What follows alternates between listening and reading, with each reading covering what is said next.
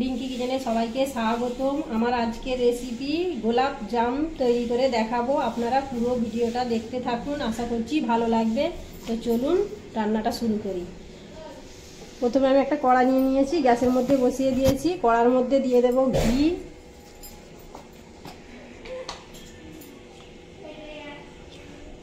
এখানে আমি ঘি দিয়ে দিলাম। এখানে আমি 2 চামচের মতো ঘি দিয়ে দিলাম।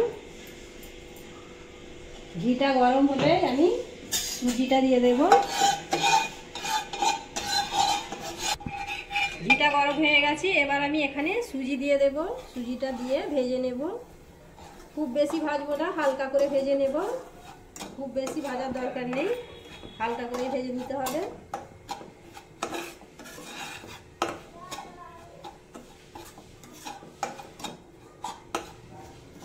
হালকা করে সুজিটা আমি ভেজে নিয়েছি ঘি দিয়ে। এবার আমি এখানে দিয়ে দেব দুধ দিয়ে দেব।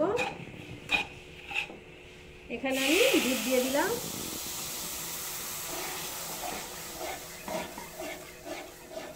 আর আমি এখানে দিয়ে দেব এলাচের গুঁড়ো। এলাচের গুঁড়ো দিয়ে দিলাম। চিনি দিয়ে দিলাম সামান্য। এবার আমি নাড়াচাড়া করে সুজির একটা ডো তৈরি করে নেব।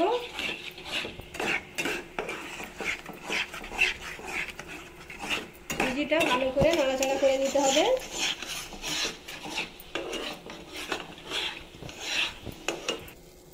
সুজির ডোটা একদম তৈরি হয়ে গেছে। এবার আমি নাড়িয়ে নিচ্ছি, নিয়ে ঠান্ডা করে নিচ্ছি।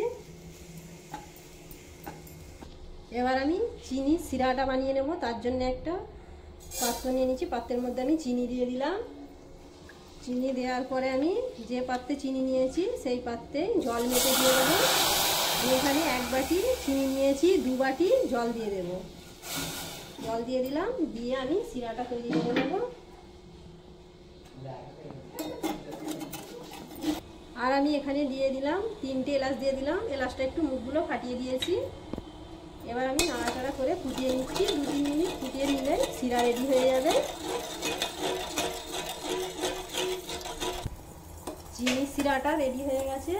প্রায় 2-3 মিনিট ধরে আমি ফুটিয়ে নিয়েছি। দেখুন কালারটাও চেঞ্জ হয়ে গেছে। চিনি সিরা রেডি হয়ে গেছে। এবার আমি নামিয়ে সাইডে রেখে দিচ্ছি।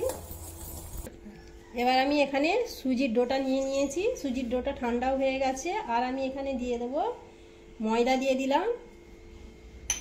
আর দিয়ে দেব গুঁড়ো দুধ দিয়ে দিলাম।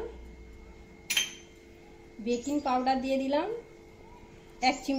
2 চিমটির মতো দিয়ে দিলাম। আর দিয়ে দেবো আমি এখানে 1 চামচের মতো ঘি। এবার আমি ভালো করে মাখিয়ে নেব। ভালো করে মাখিয়ে নিতে হবে।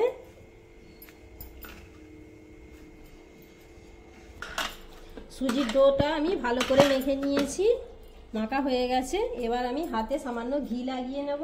নিয়ে ঘি মাখিয়ে নিয়েছি। এবার আমি এখান থেকে সুজির ডো নিয়ে নিলাম। নিয়ে আমি মিষ্টির আকারে গড়ে নিচ্ছি। আমি গোল গোল করে শেপ দিয়ে নিচ্ছি।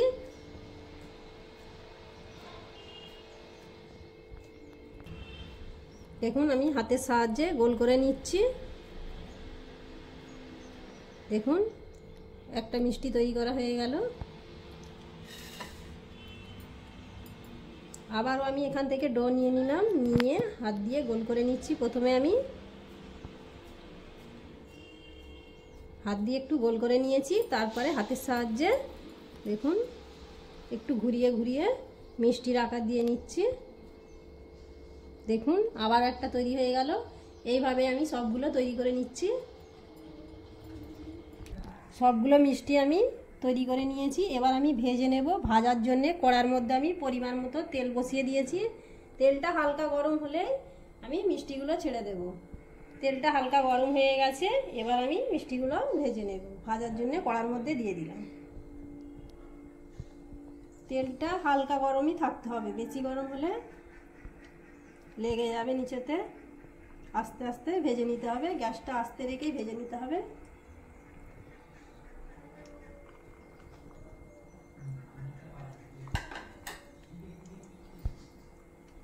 গ্যাসটা আস্তে রেখে আমি মিষ্টিগুলো সব ভেজে নিচ্ছি।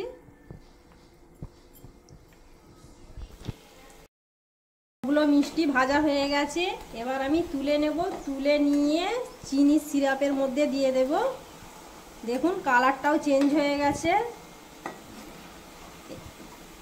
মিষ্টিগুলো এবার আমি তুলে ডাইরেক্ট আমি চিনির রসের মধ্যে দিয়ে দিলাম।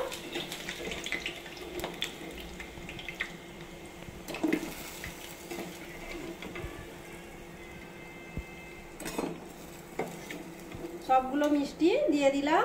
দিয়ে এবার আমি আধ ঘন্টার জন্য ঢাকনা দিয়ে রেখে দেব। আধ ঘন্টা পর আপনাদেরকে দেখাচ্ছি।